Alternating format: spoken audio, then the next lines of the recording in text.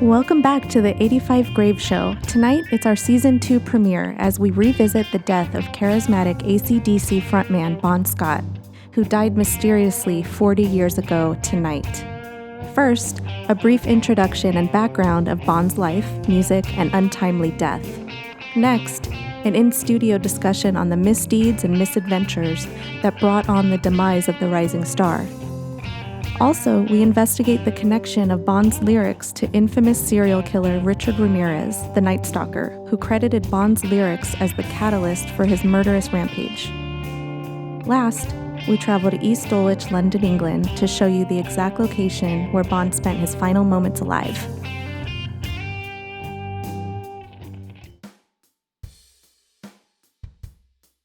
Ronald Belford Scott, also known as Bon Scott, was born July 9, 1946 in Falford, Scotland.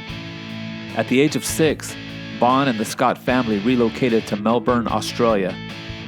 In 1964, Bon formed his first band, The Spectres. A multi-talented musician, Bon began as the drummer for The Spectres and would occasionally serve as the vocalist as well. In 1967, the Spectres merged with another local band called the Winstons to create the bubblegum band, the Valentines, with Bon as co-lead vocalist alongside Vincent Lovegrove. Anytime I'll make you happy, I'll be home. I'll be beside the phone waiting for you. Why do you build me up? Buttercup, baby, just to let me down. The band enjoyed some local chart success and began to tour other major Australian cities. In 1969, the bubblegum sound popularity began to fade, and the band opted to gear their sound more towards rock. The combination of a highly publicized drug bust and differing opinions on musical direction ultimately led to the disbandment of the Valentines in August of 1970.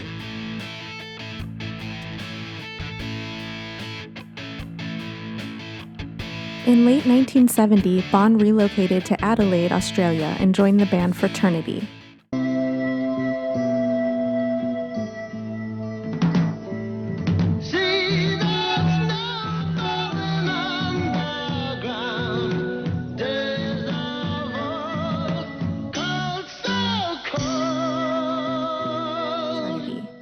During one of the band's tours, they held an opening slot for the band Geordie.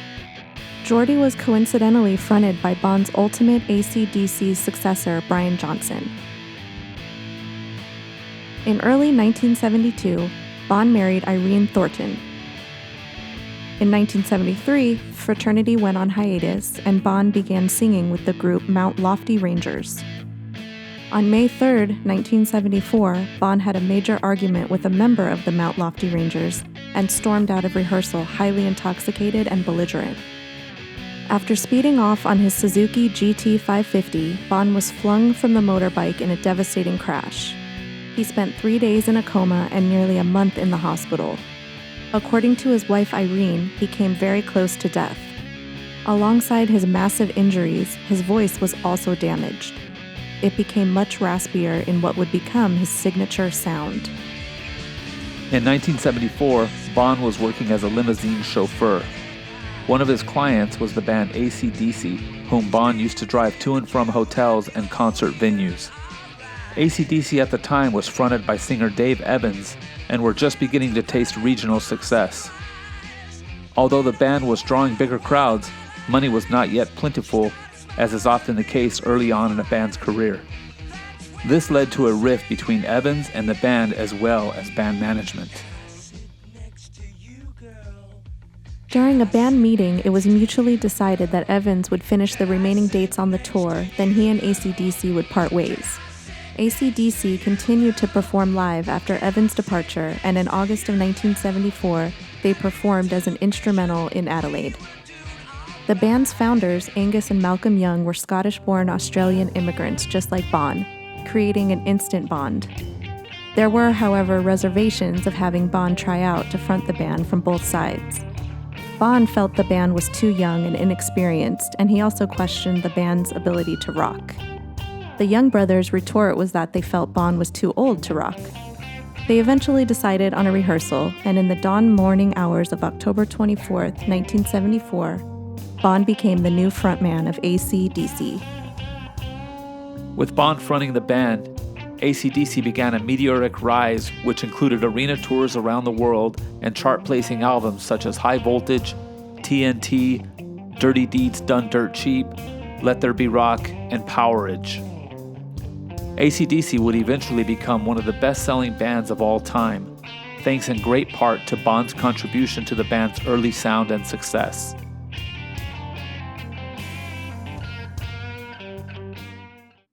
In mid-February 1980, AC/DC were in London doing pre-production for what would become another breakthrough album, Back in Black.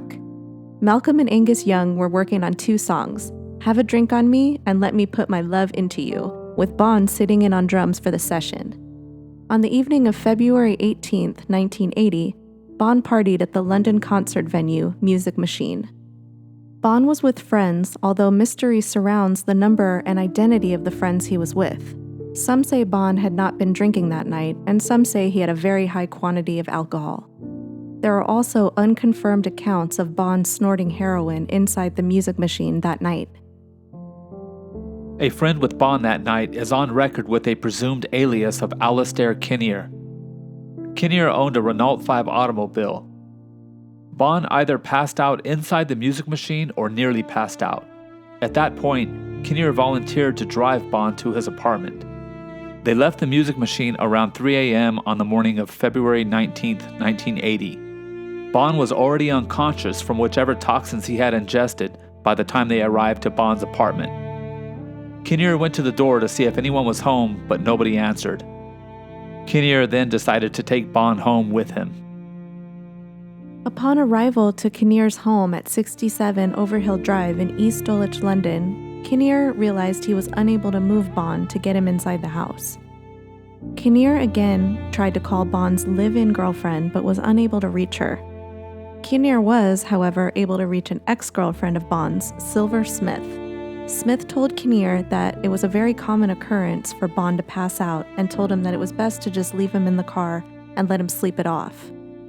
Kinnear laid the seat back and brought a blanket out for Bon before going inside to get some sleep. Around 5 p.m., Kinnear woke up and went down to check on Bon. He found Bon unresponsive, and it was likely obvious that he was dead. Kinnear drove Bon to King's College Hospital, where he was pronounced dead on arrival. His official cause of death is listed as acute alcohol poisoning and death by misadventure. AC/DC temporarily considered disbanding before ultimately hiring ex-Geordie singer Brian Johnson and completing the band's breakthrough album, Back in Black. They would go on to become one of the top-selling bands of all time. Bon would appear on various future AC/DC album compilations, including a tribute to Bon titled Bonfire. Bon also appeared on the album Who Made Who, which was the soundtrack for the 1986 Stephen King classic Maximum Overdrive. Bon appears on the song Ride On, originally released on Dirty Deeds Done Dirt Cheap. Coincidentally, Bon's final recording was an impromptu jam version of this song with some friends just a few nights before his death. Bon was cremated and his ashes were interred at Fremantle Semetary in Perth, Australia. His grave has since become a national and cultural landmark. On February 24, 2008, a bronze statue of Bon was erected at Fremantle Fishing Harbour in Western Australia. On May 6, 2006, a stone slab commemorating Bon was unveiled in Kirriemuir, Scotland. During the ceremony, longtime friend and former co-lead singer from the Valentines, Vince Lovegrove, read this message to the attendees. The thing I loved most about Bon Scott was his almost unique self-honesty. What you saw was what you got. He was a real person and as honest as the day is long. To my mind, he was the street poet of my generations and of the generations that followed.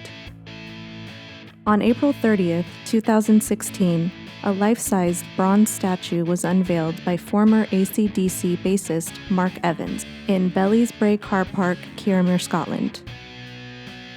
In 2003, Bon was posthumously inducted into the Rock and Roll Hall of Fame.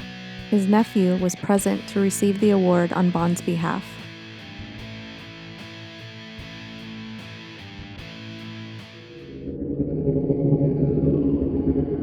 In late summer of 1985, Bond's lyrics made world news headlines when serial killer Richard Ramirez, also known as the Night Stalker, credited ACDC's Highway to Hell as the soundtrack to his killing spree. The song Night Prowler being the main inspiration, with lyrics such as, "Was that a noise outside the window? What's that shadow on the blind? As you lie there naked like a body in a tomb, suspended animation as I slip into your room, I'm your night prowler." A cassette tape of Highway to Hell was found in Ramirez's car during the investigations, and a baseball cap with the ACDC logo embroidered on it was found at one of the murder scenes, seemingly confirming the claims.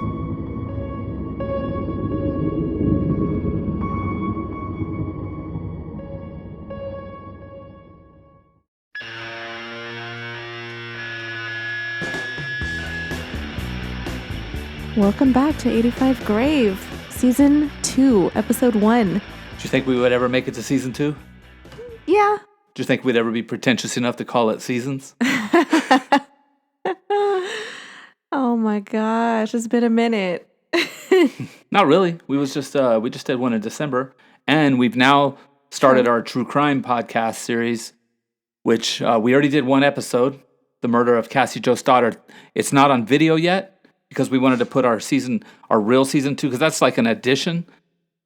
So, we didn't want people to think that was like a new format of the show. That's just a completely separate bonus. Yeah. Love true crime. So once this video's up, I'll throw the Cassie Jo Stoddard. It's not us talking. It's all Lauren speaking and narrating basically. There's no none of me. I stay out of it. I just do the production. Right. Yeah. So Which is equally or more important, actually. It's very important that I stay out of it because nobody likes my nasally voice. No. We love it. So it's 40 years ago, like pretty much right now, that he died. Nobody knows exactly when Bond died, but we know that they left the music, what was it called? Music Machine at 3 a.m. That was the venue. Yeah, so they must have gotten to Kinnear's house somewhere around, 4 a.m., 5 a.m., because he went to Bond's apartment first, and then couldn't get any, nobody was there. Yeah. So then he took him home with him, left him in the car. So crazy. Yeah, and I can't believe he like pushed his seat back. That's like a known thing not to do when somebody's wasted. Well, he was probably just thinking about keeping the guy comfortable. Yeah, but you don't do that when you're wasted. You don't lay back on your back. Yeah. You try to be on your side or your stomach. So if you hurl, you're not choking on it. Yeah. Well, I'll talk a little bit about it more before we get into the before we transition over to the the footage. Oh, yeah. But I'm telling you, man, it was out on that street, right in front of the house where he actually died. That's when I got there. I got there at like 4 a.m. Yeah. And it's miserable. It's cold, huh? It's cold, it's quiet. I don't know. It's just, I could just feel it. I could feel the vibe. Rainy? And it's almost the same, when was it? It was 3 weeks ago? Yeah. Not even 3 weeks ago. It was less than 3 weeks ago that I was there. Huh. Doing that. And it was cold then, so. Well, yeah, it was freezing cold. Yeah. Windy, just awful. Yeah, no way to sleep in the car outside. Yeah, especially. I wasn't sure if it was running or not. That's the thing. Yeah, we don't know about that. We don't know. Because to me, you can leave your car running, have the heat, and be fine. That's what I do when I'm driving and I need to pull over. I don't care. I leave it on for 5 hours while I sleep. Yeah. I don't care. The internet is not very information friendly with this. Well, we got most of our information on this we had to dig through archives of old newspapers, which are almost impossible to find, but we did find them, and I'm not going to tell anybody how. But we did get firsthand, because over the years things get twisted and stories change. So we were like, you know what, fuck this. Let's find like all the newspaper articles we could find from all over the country, because that's when it's fresh. That's when people's accounts are dead on. Whether they're lying or telling the truth, it doesn't matter. Mm-hmm. So we got all our information from interviews of the people, like literally the day it happened. Right. Well, So- the one guy, that's like an alias. That guy, no one knows where that guy is. They should be able to Kinnear. figure it out because we know just by looking at the newspaper articles, we know his age. We know he was a Yeah. musician in London, and we know where he lived. So I can't believe that none of the other guys in ACDC didn't know who. They probably do know who he was. Yeah. But They're just not saying shit. yeah, I mean, what's the difference? It's not like there's all those conspiracy theories that he was murdered because he wanted to quit ACDC or something. Right. And then there's other ones where he OD'd in the club and they wanted to get him out of the club and dump him somewhere. And then there's the theory that he died in Kinnear's house. So they took him out into the car, took his body out there and left him out there so that, whatever reason, Right. so there's not an OD in his house. But it's all, you never know. To me, if Kinnear, I don't know, kind of left, Yeah. he knows some shady shit. Well, just the fact that he used a fake name, Yeah. that alone tells you, There's definitely some shady shit going on. yeah, that something's up with that guy. So Kinnear, if you're out there, please email us. he would be He would be pretty. 4 years younger than Bond was. So he would have been 29 40 years ago. So he'd be 69, 70 years old by now. Yeah. So He's out there. if he's alive. Kinnear, come on, contact us. Puke it up, dude. Yeah. Literally. Oh my God. Bad pun. So, yeah, 40 years ago. This is the 40-year anniversary. He died in the middle of the morning, or Wow. the early morning of February 19th, 1980. Damn. Can you So- imagine how far he would have gone with the band, and if they would have gone? I mean, his partying was crazy. And on the flip side of that, would they have gone as far with him instead of Brian Johnson? Right. You never know. Yeah. Yeah, I remember there was a Metallica interview where they were talking about Cliff Burton when Jason Newsted quit. Mm-hmm. Lars was saying, it's a scary thought to think, or maybe it was James that said it. I don't know. One of them said it's a scary thought to think that, they were auditioning replacements for Jason Newsted. Yeah. So they said it's scary to think that if Cliff walked in today, he might not be the guy. Oh, that's weird. Times change, you Yeah, never know. that's weird. The band would have been different and all that. But I remember when I got into ACDC, it was You got into the band? well, I'm yeah, just kidding. of course. Oh no, not yeah, okay. Yeah, if I did, we would be doing this full time. So When did you get into them? I got into them in the early '80s. I was a kid, but Oh, wow. we had some family friends lived in our house. They moved from Northern California down to Southern California, and they stayed in our house. It was literally 12 of us living in a house together. Damn. And the two boys that from that family, yeah. they were really good friends of mine, and they were into ACDC, and I was just learning about heavy metal and all that stuff. Were you already into Kiss at that point? Yeah, but Oh, okay. I was more into heavy like Slayer and that kind of stuff. Oh, okay, so you had already passed kind of Kiss at that point a little bit. Oh yeah, Kiss I got over when they got rid of Peter Criss, Oh, okay. which was fairly early. But I was just getting into the new heavy metal stuff. That's what I should say. I was getting into the heavy metal, that new '80s. Some of them were glam rock bands like Poison, Crew. Motley Crue, of course. Yeah, exactly. Yeah. So AC/DC was like these scruff dudes, Yeah. But they were, when I heard them, it was just like, what the fuck is this, And actually, I take that back. I knew of them before that. My best friend Jerry, his older brother Dwayne, who they also lived with us for a long time. He had a AC/DC record collection, and the first AC/DC song I ever heard was "For Those About to Rock." It was just on. blew my mind. Yeah. And I was really young then, but somehow I lost that. It went away. And then when Brian and Jason moved to our house, they were way into AC/DC, and they got me into it, the Highway to Hell and all that. Now by this time, Bon Scott was already dead, Yep. but Yep. I learned about him then. So I remember getting into him and just being blown away, and then finding out, oh well, this singer's dead, and this is two different singers. Yeah. So I've always wondered about this this death. Yeah. Back then there wasn't like internet and stuff, Right. so you couldn't just like look up everything like you do now. Yeah.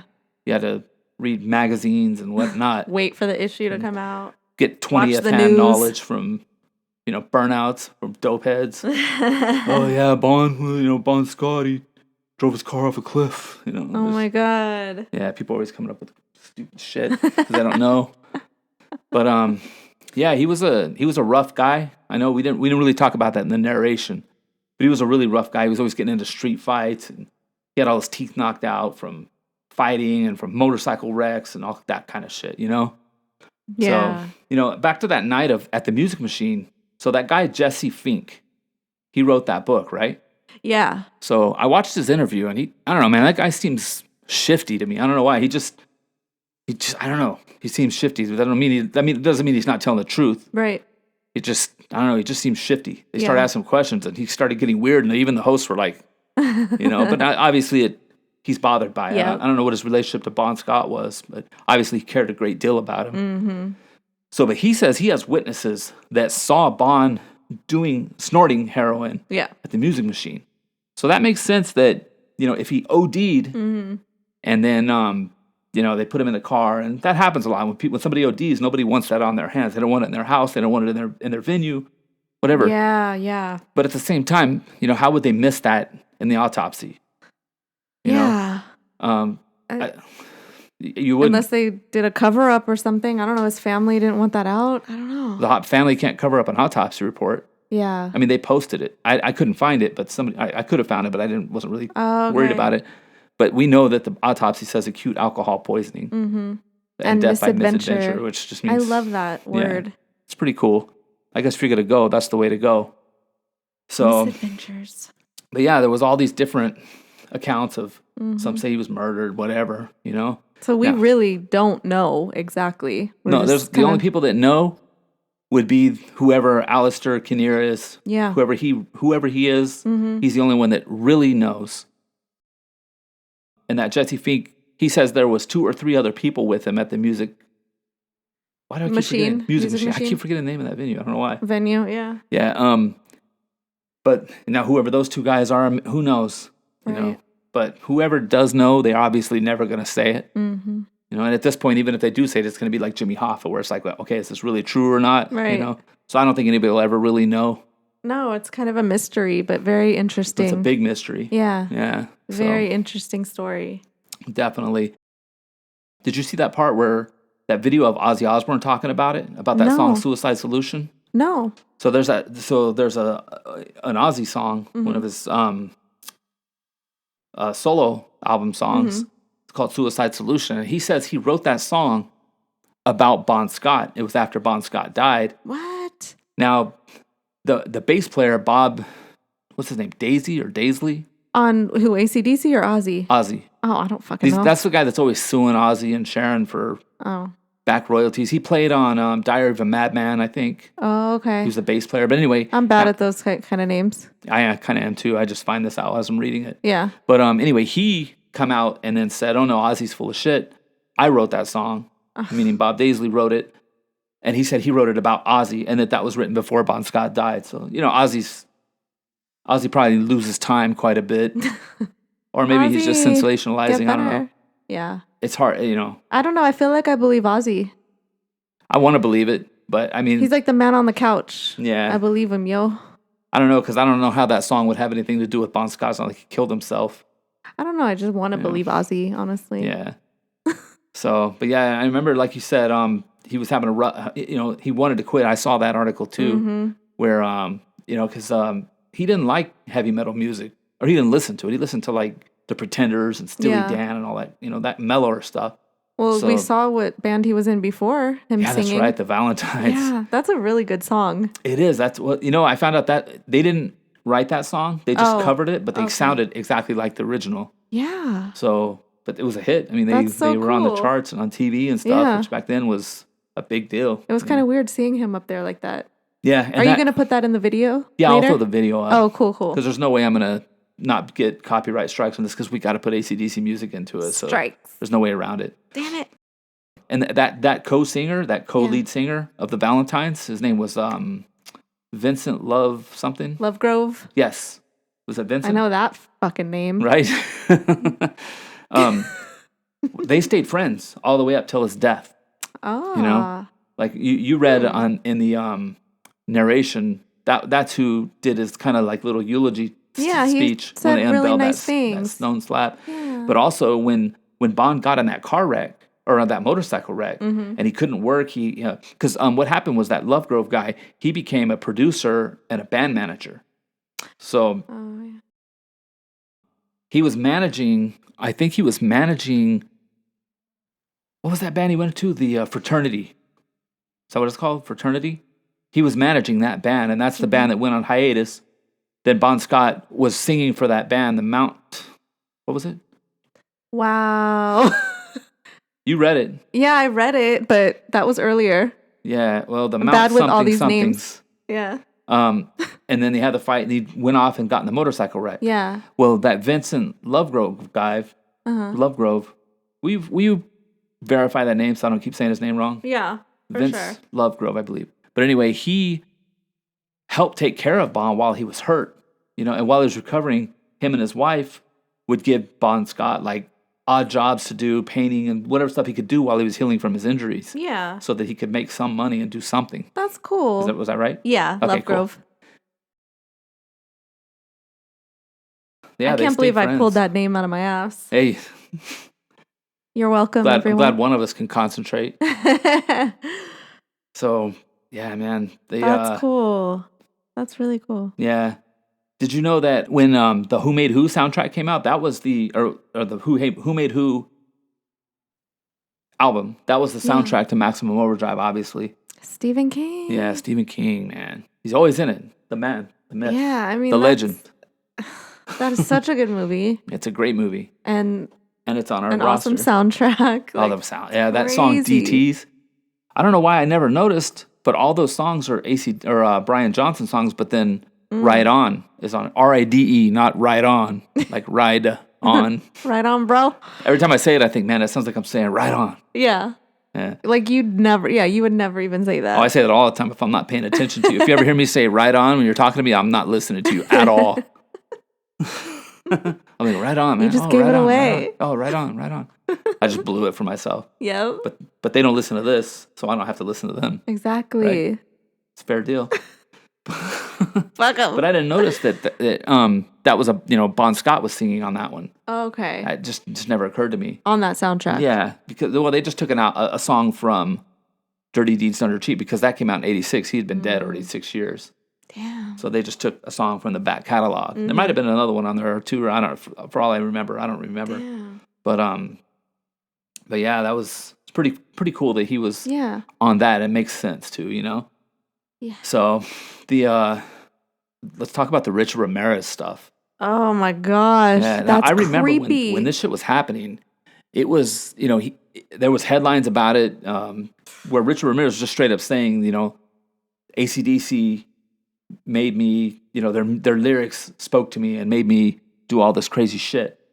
He did satanic rituals while playing the music. He would drive around. And oh my God. I don't remember what kind of car he had. I didn't look it up this time because I want to get too deep into it, but I'm pretty sure it was like a Camaro or a Trans Am or something. Yeah.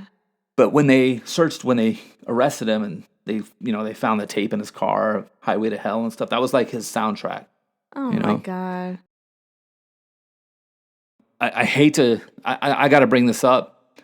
I really tried hard not to talk about this because just out of respect for my friends and the family who I'm still friends with. But I talked about the kids that really got me into ACDC. The ones that lived with you for a while. They were like fans with me. You know, Dwayne was way older than me, so he just kind of picked on us. He didn't really hang out with us. But my first co-fans of the band were Brian and Jason, and they're the ones that turned me on to all the other records and really got me into them. I told you how they all lived in the house with us. Well, then they moved across the street from us, and this was in the summer of '86. So Richard Ramirez got caught, the Night Stalker. He got caught in around September of '85. that very next summer, now he was on trial. He didn't get convicted until 89 sometime. I think Damn. September of 89. Yeah, it took a few years. So, but when they first caught him, at first he was saying he was guilty, he was innocent and all this shit, you know? So they moved across the street from us, and then about 8-9 months after he got captured, my friends, their mom, Carla, who lived with us also for a couple years at least, or at least a year, somebody, she was murdered in her home. And my friends, Brian and Jason, they were up in Northern California visiting their dad when it happened. Oh, it was wow. really terrible. My friend Janine, I don't know if I should say everyone's names, but I'll say it. My friend Janine. Maybe bleep those out. I don't know. It feels disrespectful to talk about it. I don't want to, you know what I mean? But I really just need to, I guess. It's something that affected me too, you know? Yeah. A lot, because I knew her and them, and, you know, when it happened, Yeah. you know, we heard all the screaming, and we all ran outside, and I ran up and looked in and saw everything. Yeah. You know, and I'll never forget that. No. So, you know, the most horrible thing I've ever seen, you know? But anyway, when that happened, so they couldn't figure out, they thought, okay, this fits the MO. The police were saying this to us. Right. Because the first thing they do is they check, they interview all the people who knew her. They knew that we lived there. Yeah. Yeah, they're going to interview all the neighbors and everything. Yeah, the people that, and they knew that she had lived with us, and the whole family lived with us. So they were saying, the police were saying that they were thinking that possibly this was another Night Stalker killing, and that maybe Richard Ramirez really wasn't the real Night Stalker. Oh my gosh. And this thought went on for a few days, you know, it was like, holy shit, the real Night Stalker is still out there, or there's a second one. Yeah. Like an accomplice with him, and that person is out killing, and it just hit here in our street. It was scary, man. It was like, can you walk down to the grocery store or to the little convenience store to play video games? Can you do anything?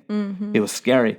But then it became obvious who had done it, and it was it was somebody that was a very, very, my dad's very best friend. Yeah, your dad knew him. Because that was his wife, and after a few days, when he was all of a sudden, well, where is he? He's gone, and he disappeared.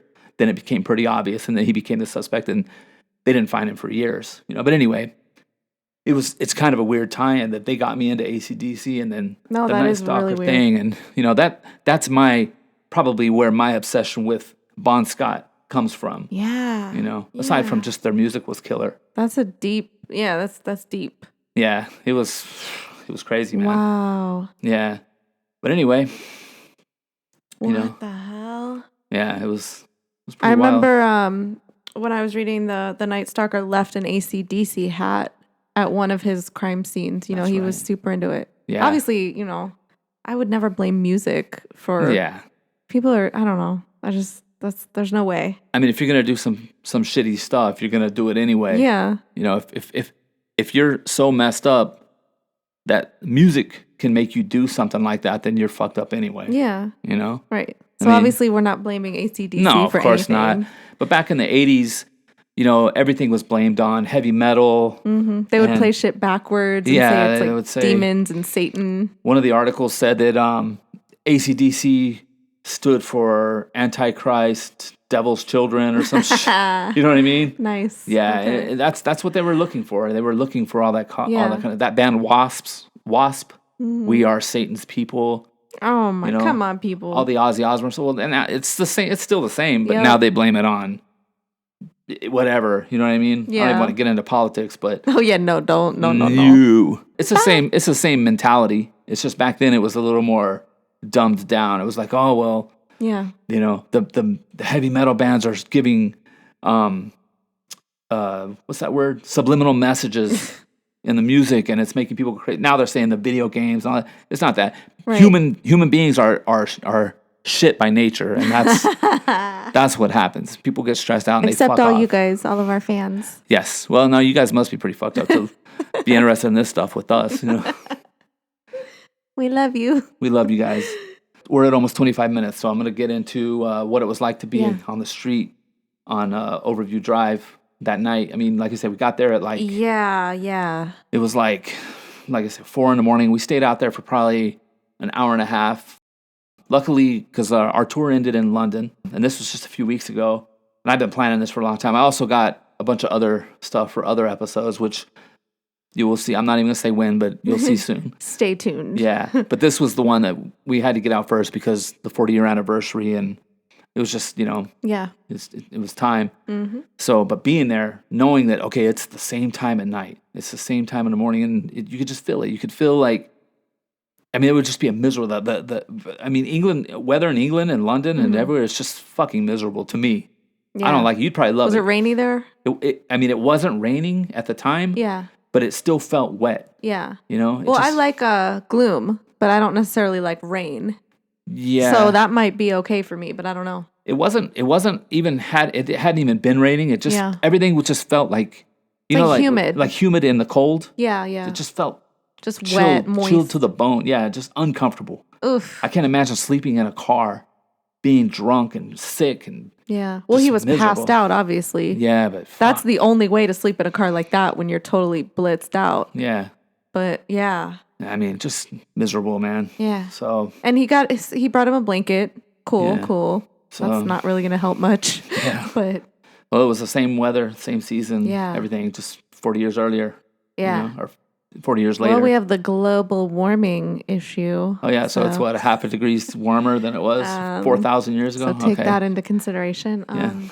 But yeah. Yeah. So, but our friend Tess, she is she travels with our band. Yeah. And she does a lot of the photography and some videography for us and shoots videos for us. Just stuff like that. Yeah. So, hey, Tess. What's up, Tess? But she came along with me and helped film, and it was really cool. It was really cool of her because nobody else, like when we're out touring or whatever, and I want to go do all this crazy shit. People are like, "Yo, dude, like." I can't believe nobody wants to do that with you. you. They say they want to, but then when it comes down to it, they're like, You're like, well, just stay here. I think I'm gonna get totally shit faced instead and piss my pants in the alley somewhere.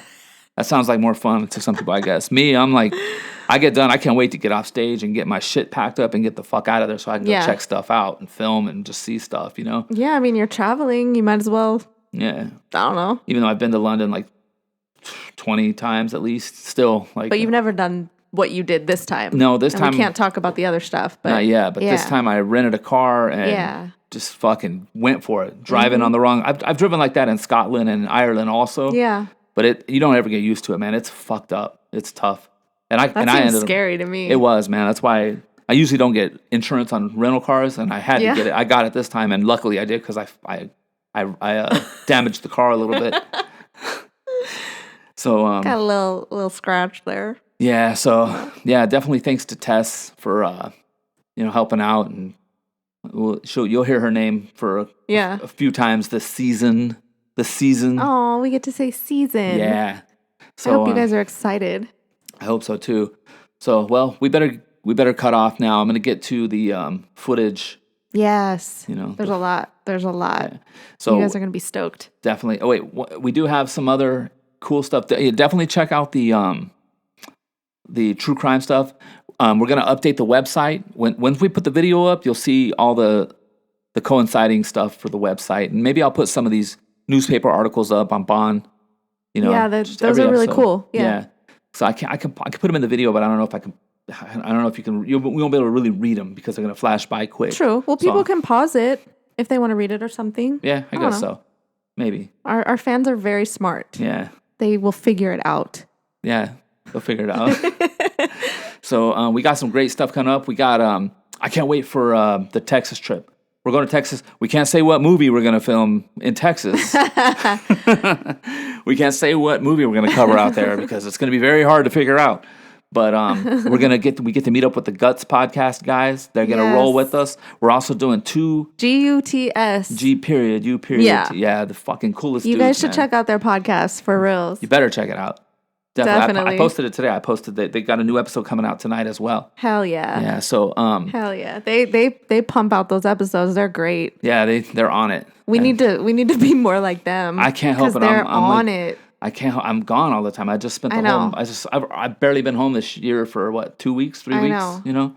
So yeah, you have so much going on. But at least when I'm gone, I'm at least filming and doing stuff for the podcast. Yeah. You don't see us here, but I'm collecting Stuff, footage, and Yeah. stories and pictures and interviews. I'm collecting. So but yeah, we get to do that. There's also two true crime two true crime episodes we're gonna I guess film out there, you'd say, or we're gonna cover. We're gonna get the photos. We're gonna get all the stuff for the website, because the true crime one, we put it on the website. We don't, and you'll see some what do you call it, slideshows on the videos. Yeah, the true crime is just straight narration, me talking, no video or nothing like that. So check those out on iTunes. It's already on iTunes. Like I said, we just haven't put the video up. So prepare for more of that. We've got a lot more episodes coming up this year. We're gonna really try to press out more episodes this year. So definitely no promises, but we're gonna keep going until we get this streamlined down and we can pump these episodes out. So we would love to hear from you guys too, though. So yeah, anybody hit us up. We get a lot of comments, not a lot, but we get some good comments. Usually people saying stupid shit like, "Hey, you didn't stop at the stop sign." Fuck you! I don't care about that. If you say that to me, I'm gonna drive through it faster. Somebody said that? Of course, like what? Recently, like that video on the Vince Neil thing. Yeah, they're like, "Hey man, I'm like, dude, like, shut the fuck up." Damn. Is that what you do? Go on YouTube and fucking, what are you, a cop? I think so. Yeah. But anyway, oh shit. Forget all that. Like, tell us your stories. Tell us what you have heard about Bon Scott, or what, or what you would like to hear from us. Yeah, there's always that. There's always that. Please don't forget that. But on this episode, if you get in the comments and you've got a story to tell, you've got some inside information. Oh man, that reminds me. Mm-hmm. There's going to be an update on the Razzle episode. Yeah. I'm not even going to say why or how or what, but it's fucking huge. And we'll probably do it, I don't know, probably in March or April. Yeah. As soon as we can get. When we get to that. Yeah. That's going to be cool. That's a huge, huge update that somebody. On the death of Razzle. Yeah. Somebody that got in touch with me that saw the episode and wanted to set the record straight on a few things that has. Mm-hmm. I'm not going to say who it is, but it's going to be huge. Legit, which it's been checked out. It's very legit. Legit. Yes. So, and that person will appear on video and we'll probably bring him in the studio. Yeah. So, but anyway, yeah, that's it for now. Guys, thank you so much. Thanks, everyone. We will talk to you soon. Peace out. Peace.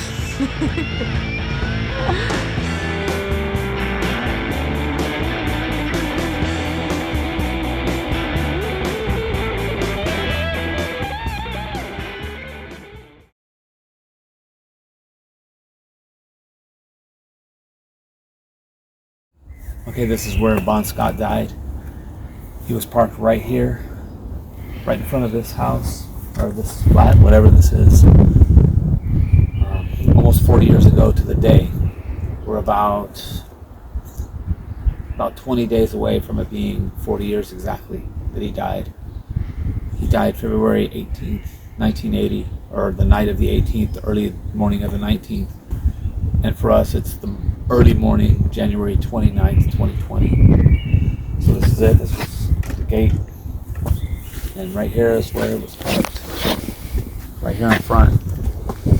He was in a Renault 5, whatever that is. I'll Google it and superimpose the car.